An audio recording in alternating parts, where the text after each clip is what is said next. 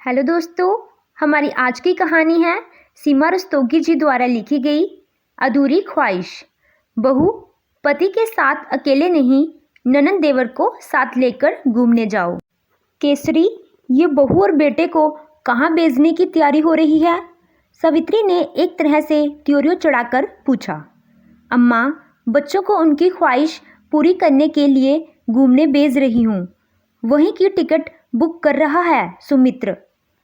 केसरी ने सावित्री की ओर देखकर मुस्कुराते हुए कहा। अभी कुछ ही दिन पहले केसरी के बेटे सुमित्र की शादी मौली के साथ संपन्न हुई थी और उन्हीं दोनों के घूमने जाने की चर्चा चल रही थी। बहू, ध्यान भी है कि तुम क्या कह रही हो। अपने परिवार में बहुएं पतियों के साथ अकेले घूमने नहीं जाती। सावित्री ने फिर से अपनी त्योरियों को चढ़ा लिया। अम्मा, मुझसे ज़्यादा किसे मालूम होगा कि इस घर में पत्नियों को पति के साथ अकेले घूमने की इजाज़त नहीं है।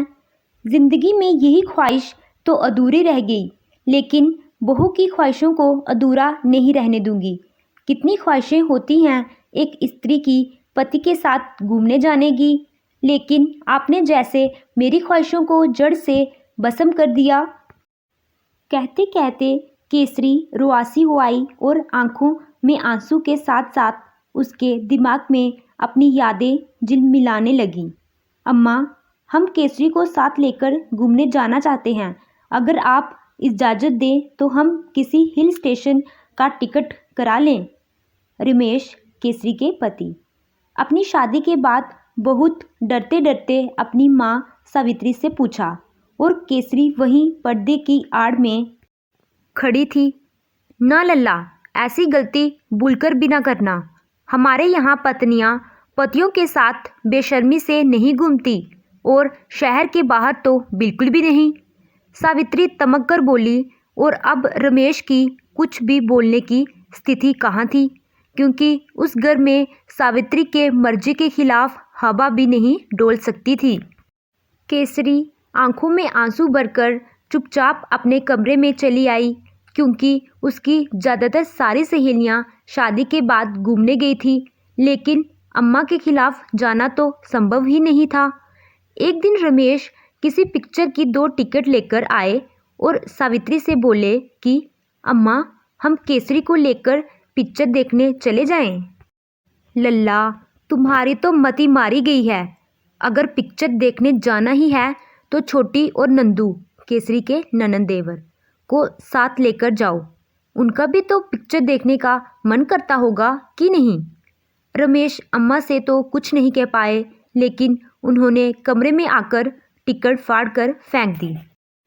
केसरी का बड़ा मन करता कि वह भी और नई नवेली दुल्हन की तरह पति के साथ घूमने जाए, लेकिन उसकी ख्वाहिशों पर सावित्री तो एक तरह से नागिन बनकर बैठ गई थी।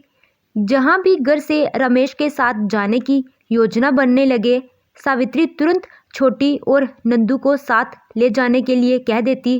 इसीलिए रमेश ने तो बिल्कुल बाहर घूमने का नाम लेना ही छोड़ दिया।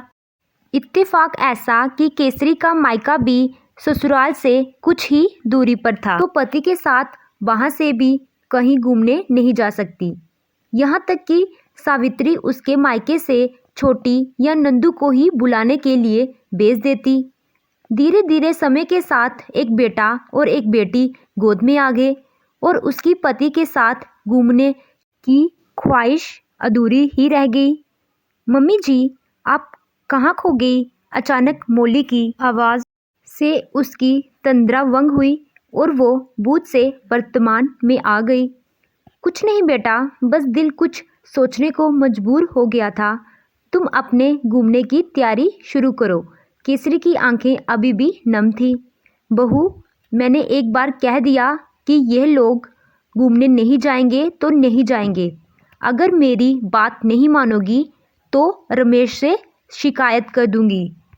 अम्मा, बच्चे घूमने जा रहे हैं और इस बार इन्होंने ही बच्चों के टिकट करवाए हैं, क्योंकि वो भी यही चाहते हैं कि हम लोगों की ही तरह हमारे बच्चों की भी ख्वाहिशों अधूरी ना रह जाएं। तुम दोनों का ही दिमाग खराब हो गया है, एकदम से सावित्री भड़क कर बोली। मम्मी जी, अगर दादी का मन नहीं है तो रहने देते हैं ना। मौली ने मजबूरी में ना करते हुए केसरी की ओर निखारा। बेटा, तुम्हारी डाल मैं हूँ, तुम्हें चिंता करने की कोई ज़रूरत नहीं। तुम लोग अपनी खुशी खुशी तैयारी करो। मैं बिल्कुल नहीं चाहती कि जिस ख्वाहिश पूरी होने का दुख हम लोगों को आज भी है, वो दुख हमारे बच्चों को भी हो। और केसरी ने ज़बरदस्ती अपने बच्चों को घूमने भेज दिया। मौली और सुमित्र जब घूम कर वापस आए तो एक दिन मौली ने अपनी सास केसरी से कहा, मम्मी जी, पैकिंग शुरू कर दीजिए। आप और पापा जी पहले वैष्णो देवी के दर्शन कीजिए और फिर कश्मीर घूमकर आइए। सुमित्र ने आप लोगों के घूमने का टिकट करवा दिया है। अपनी बहू की यह बात सुनकर केसरी बोली, अरे बेटा, अब इस उम्र में क्या घूमना, जब उम्र थी तब तो ख्वाहिशें पूरी नहीं हुई, अब क्या फ़ायदा। केसरी बुझे मन से बोली, मम्मी जी, ख्वाहिशें पूरी करने की कोई उम्र नहीं होती और सुमित्र ने पापा जी को भी बता दिया है। मौली मुस्कुराकर बोली, थैंक यू बेटा। मम्मी जी, थैंक यू की कोई बात नहीं। जो सासू माँ इतनी अच्छी हो कि अपनी बहू की ख्वाहिश को पूरा करने के लिए उन्होंने इस घर के नियम कानून तोड़ दिए, उस बहू को तो अपनी सासू माँ की ख्वाहिशें को पूरा करने का पूरा पूरा हक है। और बस अब जल्दी से अपनी पैकिंग शुरू कर दीजिए, परसों की फ़्लाइट की टिकट है। मौली चहक कर केसरी के गले लग गई।